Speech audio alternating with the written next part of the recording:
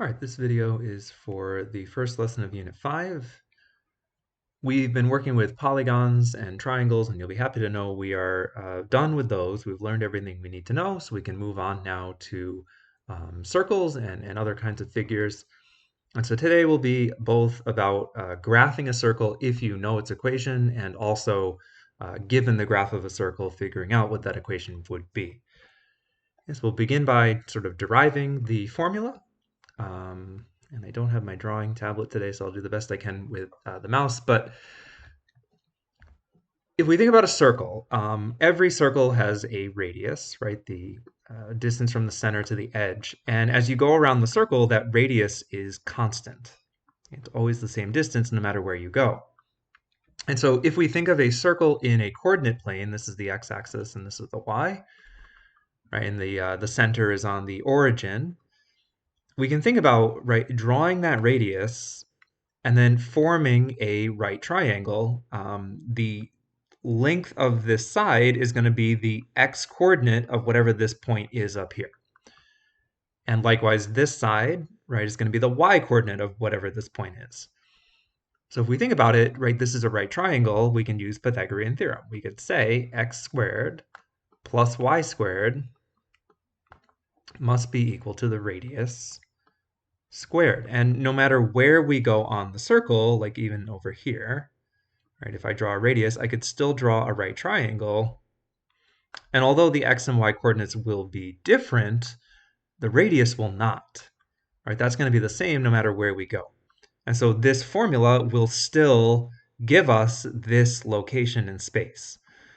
So basically, you can think about going around the circle and drawing all these radii. They're all going to form right triangles where one dimension is the y coordinate of whatever point we're using, and one dimension is the x coordinate. So we end up with this formula, okay, which I'll put nicely on the next slide. Okay, so if we have the equation x squared plus y squared equals r squared, then that will be a circle of radius r centered at the origin, 0, 0. So if I had the equation x squared plus y squared equals, say, 25,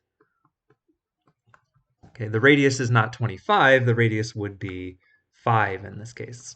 And so we would have a circle, right, centered at the origin, and it would go out to, for instance, 5, 0, and up to 0, 5, right, and so on and so forth. And it would go down to -5, and it would go out to -5, and you would get this shape if you were to graph all of the points that make this equation true, or, well, this equation.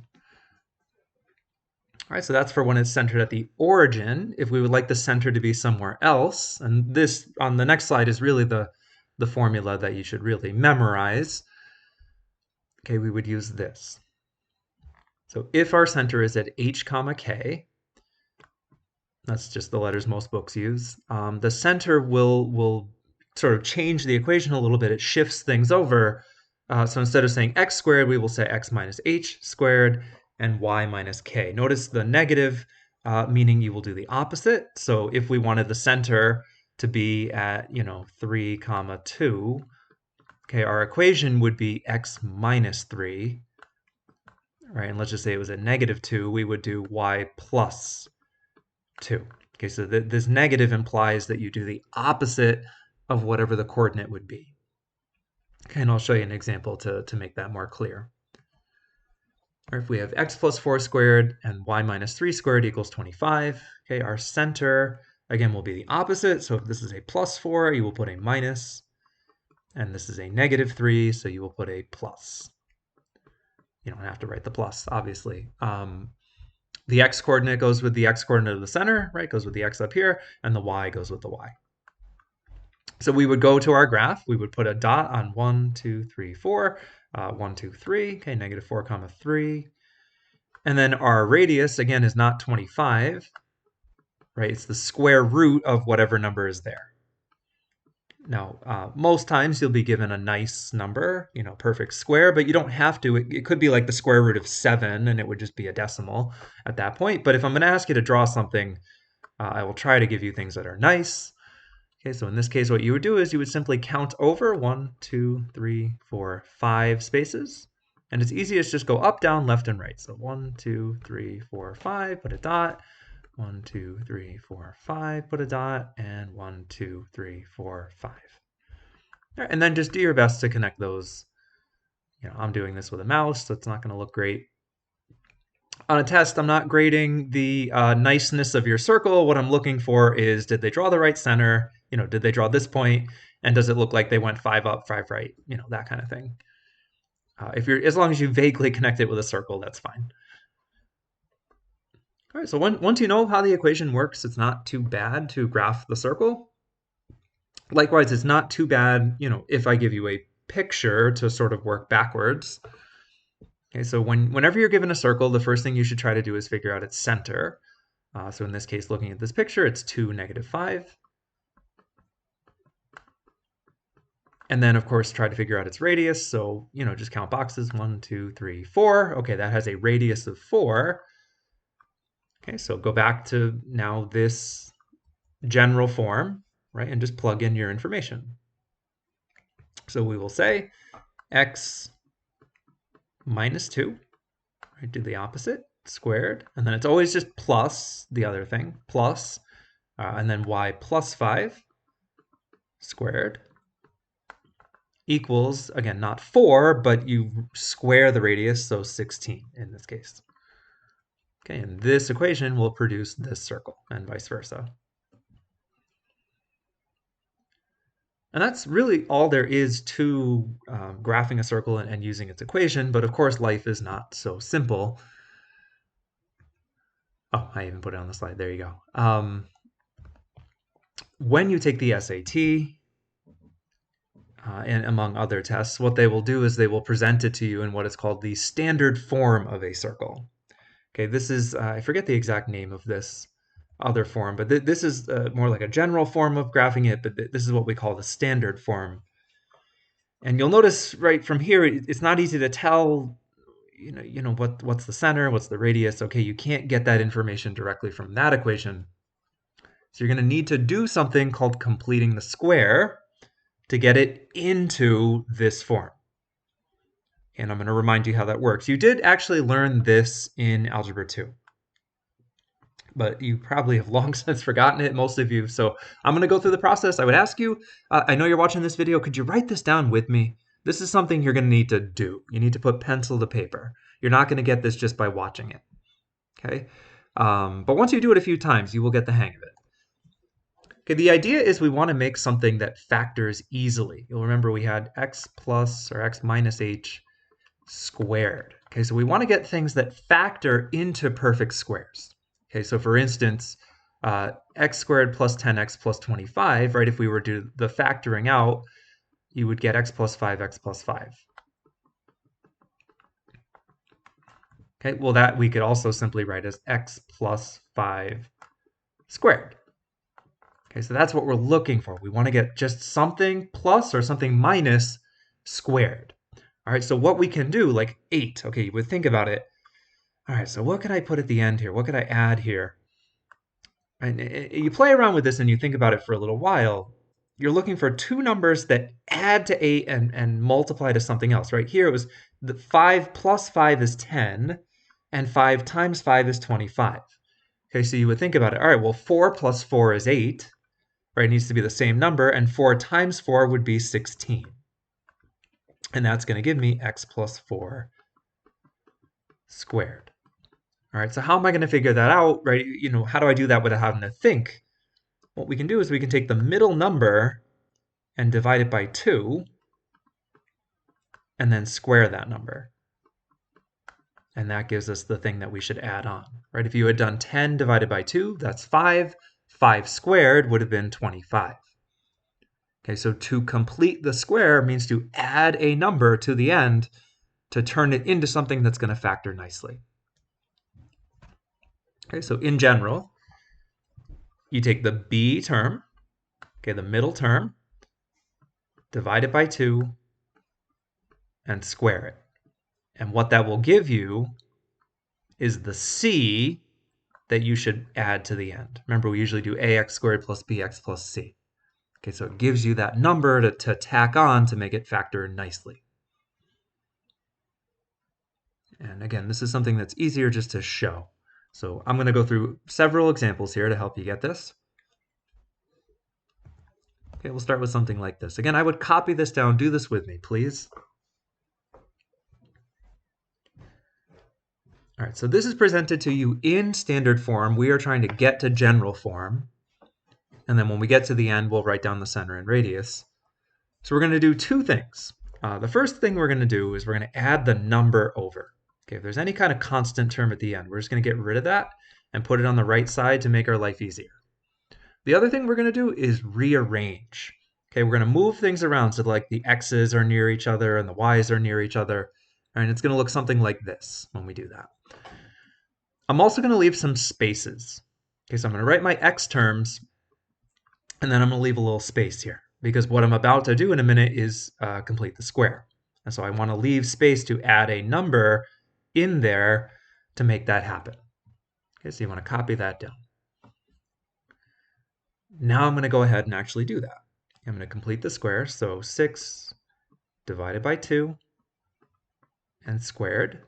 And eventually a lot of you will just do this in your head. 6 divided by 2 is 3. And then 3 squared is going to be 9. Okay, so I'm going to add 9. And we'll factor that in a minute. And then y squared, now careful, this is negative, so that matters, minus 4. It's not going to matter for the squaring part, but it will matter when we factor it in a minute. Okay, so negative 4 divided by 2 is negative 2. Negative 2 squared is positive 4. When you square something, it is always positive. So for that part, it doesn't matter, but it will matter in a minute. Now we did, careful, right? We added 9 to this side, and we added 4 to this side. Well, we know in algebra, if I do something to one side, I got to do it to the other. Okay, so I got to throw that in over here as well. All right, now I'm going to clean all that up. 12 plus 13 is 25. Okay, so I'm going to write that down. And now I'm going to factor this. Okay, so I'm going to need to factor twice here. 6, let's see, I split that into 3 and 3. Okay, so the way you can figure this out, it's always going to be x plus something or x minus something. If this was positive, this is going to stay positive. And then, you can think of this two ways. Either what's half of 6, right, is 3, or you can just think about what's the square root of this. Okay, either way you get 3. And if you had factored it out, it would have been x plus 3, so we're just going to write that as x plus 3 squared. Okay, likewise, now we're going to go ahead and factor this. Always put a plus sign here. Okay, y, and again, if this was negative, so will this, and then half of 4 is 2. Or the square root of 4, either way, is 2. And that's our equation. We're done. X plus 3 squared plus y minus 2 squared is 25. And from there, we have all the information we need. Center is negative 3, comma 2. Right? Do the opposite. Radius, again, we've seen this a lot. 25 becomes 5. Takes a little bit of practice. You got to get used to this process, but once you do it, all circles will work the same way. So I'll go through a couple more examples here.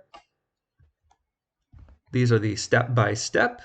I'm going to go quickly past this slide, so if you'd like to copy any of this down, please pause the video and do so. I'm also going to post this PowerPoint. Okay, we start by adding or subtracting the constant over. We rearrange the x's and y's so they're next to each other. We complete the square if we need to, and I'll show you an example of one where you don't. Whatever you add to one side, you got to do to the other, and then factor, and you are done. You have enough information to get your center and radius. And you could, at that point, once you know the center and the radius, you could graph the circle if you needed to. A lot of times I'm not going to ask you to, but you have the information if you needed to. All right, so here's another example. Feel free to try this one yourself. All right, I'm going to do this now, though. So I will start by rearranging everything and getting the constant over. Don't forget to do the opposite when you do that. Okay, so it becomes negative 5. And then go ahead and complete your square. So negative 10, divide by 2, and square. That's going to be 25. Always positive. 8 divided by 2 squared. right? 8 divided by 2 is 4, squared is 16. But if I do it to one side, I got to do it to the other. Okay, so just as soon as you add something to the left, you might just want to write it on the right immediately so you don't forget. Go ahead and clean that up. That's going to be 36. You'll know you're on the right track usually if you're getting a nice number. It doesn't have to be a perfect square, but certainly if you get a perfect square, that kind of tells you things are going well. All right, and then factor. And it will always be, again, it's half of whatever this is, and just keep the sign. So -5, x minus 5 squared, and then half of 8, right, is going to be 4. So +4 plus 4 squared. And once you have that, you have enough to graph the circle. 5 comma -4 with a radius of not 36, but 6. All right, one final example. This is to show you what happens where sometimes you don't need to complete the square. Okay, so if you were to rearrange this one, you'd start by adding 5. Okay, and then, put the 4x by the x, but there's no y term, right? Like back here, we had an 8y, so we put that by the y squared. But here, there's no y term. And so what that means is that part's done. You don't need to do anything. You don't need to complete that square because there's no middle term to work with. It's already done, so we only need to do this one. All right, so you get good at this after a while. 4 divided by 2 raised 2 squared is 4. Okay, you can do this in your head. You don't have to show work for that part. Just don't forget to add it to that side. So this will equal 9. And now you'll factor this, okay, x plus 2 squared. But the y you'll just leave alone. Okay, you're done with that part. And so your center, okay, is -2, do the opposite, comma. Now, some students like to kind of think of this as being like a -0 or a +0, right? If that helps them to think of it. So just if there's no factoring, it's just centered at the axis, right? So it's just 0. And then the radius, half, or not half, but square root of 9 is 3. And you could graph from there. All right, so that is the process. If you understood that, you are ready to try the assignment. I would ask that you just do your best. I would ask that you attempt every question, even if you're just purely guessing at it, frankly. I want to see that you did something today. And could you turn that in by the end of the block? Whether you're done or not, I'll give you full credit as long as it looks like you made an honest effort. Work together, help each other. I'm sure you're going to not have this 100% today. I promise when I come back tomorrow, we'll go over it. All right, and in the meantime, just try your best, and I appreciate it. Have a great rest of your day. Thanks for watching this.